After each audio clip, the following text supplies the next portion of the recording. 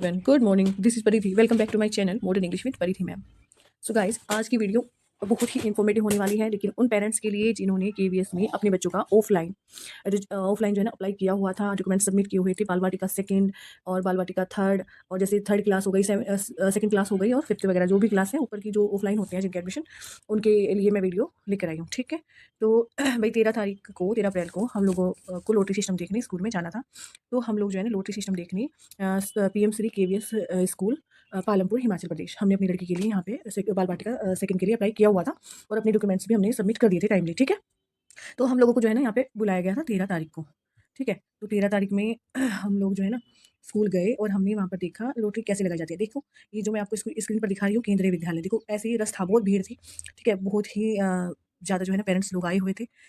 और ये है भाई लॉटरी का सिस्टम, ये देख रहे हो स्लिप, इन पर बच्चों के नाम लिखे थे और ऐसे ही बाउल में सारी स्लिप्स को डालकर एक एक बच्चे से, अलग अलग बच्चे से, छोटे छोटे बच्चों से ये स्लिप निकलवाई गई। इसको ही लॉटरी सिस्टम बोलते हैं। ठीक है, और जिन बच्चों का नाम आता गया स्टार्टिंग में उनका सिलेक्शन हो गया। तो मैं आपको बताती हूँ वहाँ का प्रोसेस क्या हुआ। कि जैसे हम गए PM Shri KVS school Palampur में अपनी बेटी की लॉटरी देखने, जो बाल वाटिका सेकंड के लिए हमने जिसके डॉक्यूमेंट सबमिट किए हुए थे। ठीक है, तो भाई जैसे हम लोग बैठे और जो स्टाफ थे वहाँ के, उन्होंने एक एक करके जो है ना अपना प्रक्रिया जो है स्टार्ट कर दी। ठीक है, तो क्या किया कि सबसे पहले सर ने जो थे वहाँ के एडमिशन इंचार्ज जो सर थे, उन्होंने बताया कि भाई हमारे पास बाल वाटिका सेकंड में जो है 4 सीट थी वहाँ पे, वो हमें पता था।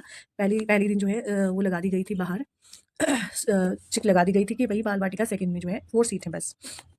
और भाई 4 सीट थी और 7 बच्चे फर्स्ट कैटेगरी के ही हो गए थे उसमें। ठीक है, हम मेरी बेटी भी फर्स्ट कैटेगरी में ही आती है क्योंकि इसके फादर रेलवे में एम्प्लॉय है। तो तो क्या हुआ कि जैसे हम लोग गए तो पहले फर्स्ट कैटेगरी का ही नंबर आया। जो बच्चे फर्स्ट कैटेगरी में थे उनकी पर्ची निकाली गई। 7 बच्चे थे, 7 बच्चों की पर्ची बनाई गई, फिर उनको बाउल में रखा गया। ठीक है, फिर एक एक बच्चे से जो है ना बाउल में से पर्ची निकालने को कहा, तो एक एक बच्चा आया और उन्होंने एक एक पर्ची निकाली।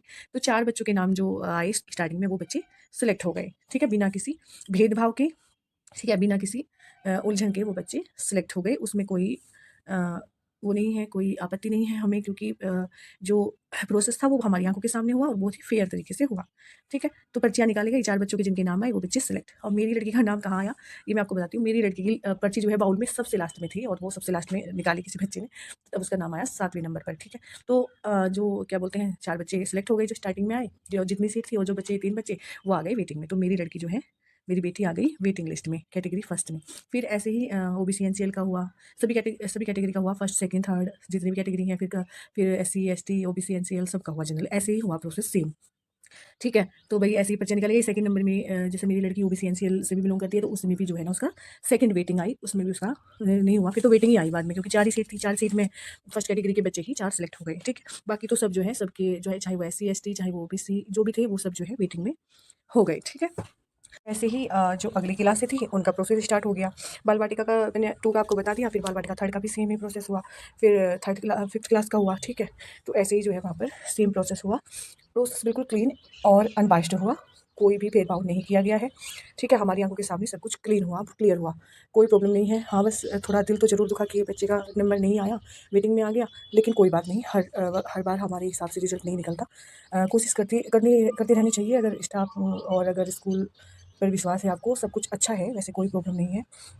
ठीक है, तो नेक्स्ट टाइम देखते हैं। अगर वेटिंग लिस्ट में बोला था कि 20 तारीख तक आप वेट करो, अगर किसी बच्चे का डॉक्यूमेंट्स में कुछ प्रॉब्लम निकलती है, डॉक्यूमेंट वेरिफिकेशन में कुछ परेशानी आती है, या फिर कोई बच्चा ओबीसी या कोई फर्स्ट कैटेगरी का कोई बच्चा जाएगा, तो तब आपकी लड़की को मौका मिल सकता है। 20 तारीख तक वेट करो, उसके बाद जो है क्लियर हो जाएगा।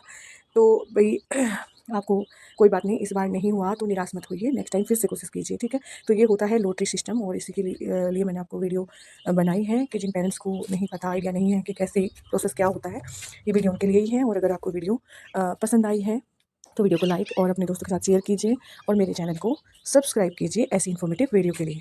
थैंक यू, मिलते हैं अगली वीडियो में।